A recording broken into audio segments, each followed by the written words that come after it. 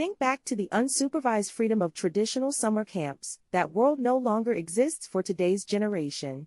As childhood became a professional race to the top, the rugged independence of the past was deemed too dangerous for the modern world. This is the story of how we lost the autonomous summer. There was a version of American childhood not so long ago, where June meant disappearing. Not literally, of course, but close enough that it might as well have been. A kid boarded a bus in some suburban parking lot, waved to parents who wouldn't see them again for 4, 6, sometimes 8 weeks, and vanished into a world of pine trees, bunk beds, and counselors barely older than they were. There were no cell phones to check in with. No GPS trackers stitched into a backpack. No parent portal to log into at 9 p.m. to see if little Timmy had eaten his vegetables. For that stretch of summer, a child simply existed somewhere else, under a different set of rules, answerable to people their parents had met exactly once, for about 20 minutes, at orientation. That absence, that total severing of the daily tether between parent and child, wasn't a bug in the system. It was the entire point. Traditional summer camp, in its mid-century American form, was built on a specific and almost radical premise, that children needed to be away from the watchful eye of adults in order to become themselves. Not champions. Not future Ivy League applicants. Just themselves. The camp movement had roots stretching back to the late 1800s, when reformers worried that industrialization and city life were softening American boys and girls, cutting them off from nature and self-reliance. The solution was to ship kids into the woods and let the woods do what cities couldn't. Skin a knee climbing a rock face, and you learn something about pain. Get lost on a hiking trail for 20 minutes longer than expected, and you learn something about navigation, and about panic, and about talking yourself down from panic. Fail to make a single friend for the first 3 days, and you learn something about loneliness that no parent lecture could have taught you nearly as well. This was a world of earned scars. Sunburn on the back of the neck. Poison ivy from a shortcut through the brush that seemed like a good idea at the time. A canoe capsizing in cold lake water while a counselor watched from shore, close enough to help if things went truly wrong, but far enough away to let the kid figure out how to right the boat themselves first. The danger was real, modest, and understood by everyone involved to be part of the deal. Risk wasn't a liability to be engineered out of the experience. Risk was the curriculum, and camps, for decades, operated with a kind of institutional shrug about all of it. Waivers were short. Insurance was minimal by today's standards. If a kid fell out of a tree during free time, the story became camp legend by dinner, not a call to a lawyer. Supervision existed, but it was loose, more like a net stretched far below a tightrope than a hand gripping a child's wrist at every step. Counselors were often teenagers themselves, 17 or 18 years old, given astonishing amounts of responsibility for groups of 8, 10, 12 younger kids, with little more training than a week of orientation and a whistle. It sounds almost unbelievable now. And that's exactly the point where this story starts to turn. Because somewhere between the 1980s and the 2000s, the entire architecture of American childhood began to shift beneath everyone's feet. And summer camp was one of the first institutions to feel the tremors. Part of it was legal.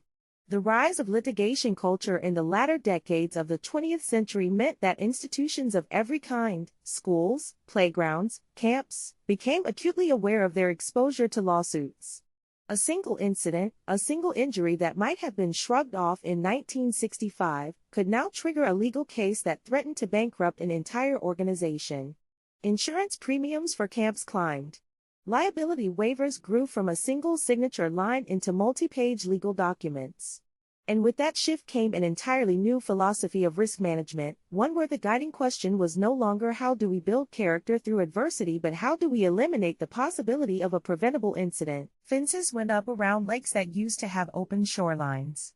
Ropes courses that once let kids improvise their own path now came with mandatory harnesses, certified instructors, and strict protocols for every single movement. Free swim, once a loosely supervised hour of kids doing cannonballs and inventing games, became a tightly counted, buddy system, whistleblowing operation with the lifeguard to camper ratio dictated by state regulation. None of these changes were unreasonable in isolation.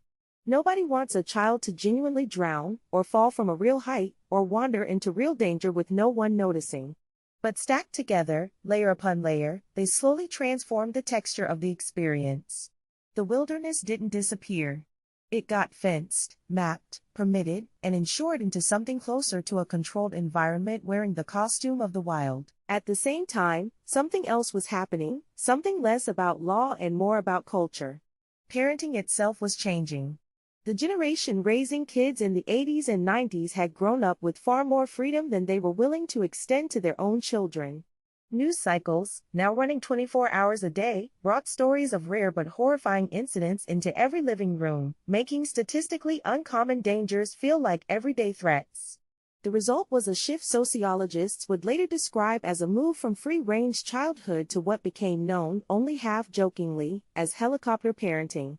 And helicopters, by their nature, don't like to lose sight of what they're circling. But maybe the deepest shift of all wasn't about safety at all. It was about purpose, because starting in the late 20th century and accelerating hard through the 2000s, American childhood itself became professionalized. Kids weren't just kids anymore.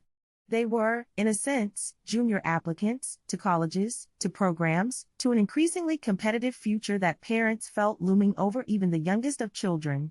And in that world, unstructured wilderness time started to look, to an anxious parent's eye, like wasted time.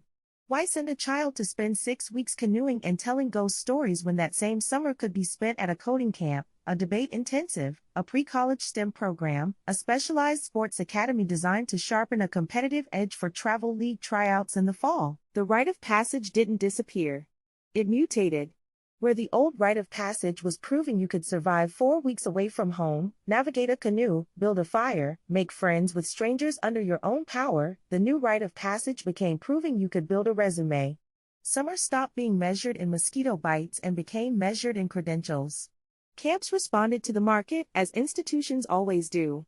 The rustic bunkhouse camp didn't vanish overnight, but it increasingly competed against, and often lost to, a new category entirely: the specialized academic retreat, the elite sports intensive, the leadership institute with its own brochure full of language about outcomes and skill development and college readiness. And here's where the geography of childhood quietly but fundamentally changed. The old camp had permeable edges. Kids wandered off the beaten path, explored beyond sight lines, tested the boundary of camp property almost as a rite in itself. The new camp campus, by contrast, is often geofenced. Literally. Digital boundaries built into wearable trackers or check-in systems that alert staff, and sometimes parents in real time, the moment a child steps outside an approved zone. What was once an open landscape to be explored has become a monitored perimeter to be maintained. The forest is still there. The lake is still there. But the experience of being genuinely, meaningfully unsupervised within that landscape has been engineered almost entirely out of existence. It's worth pausing here to ask what exactly was lost in that trade, because it wasn't nothing. Developmental psychologists have spent decades studying what happens to kids during periods of unstructured time, the kind where no adult is directing the next activity, where boredom is allowed to simply exist until a child invents their own way out of it. That boredom, it turns out, isn't wasted time. It's the raw material of self-direction. A child who is bored and left alone with that boredom eventually starts building something out of nothing, negotiating a game with other bored kids, inventing rules, resolving conflicts without an adult mediator standing by to smooth things over. That process, repeated across a summer, across years of summers, was quietly teaching an entire generation how to tolerate discomfort, how to self-govern, how to fail and recover without a safety net made of adult intervention. The professionalized, curated retreat of today, for all its genuine benefits, and there are real benefits, better safety records, more equitable access to specialized skills, structured mentorship for kids who might never have found their footing in an unstructured environment, trades away that particular kind of learning almost by design. When every hour of the day is scheduled, when every activity has a stated learning outcome, when a counselor's job is measured by parent satisfaction surveys rather than by how well a cabin of 10-year-olds figured out their own social order, the raw material of boredom and self-direction simply doesn't get the chance to exist. There's no room left for it in the schedule. So the question worth sitting with, the one that lingers long after the nostalgia fades, isn't really about summer camp at all.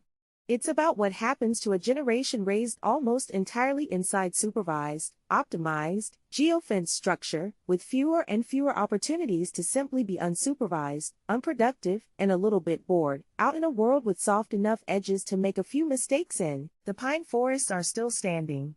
The lakes are still cold in the early morning.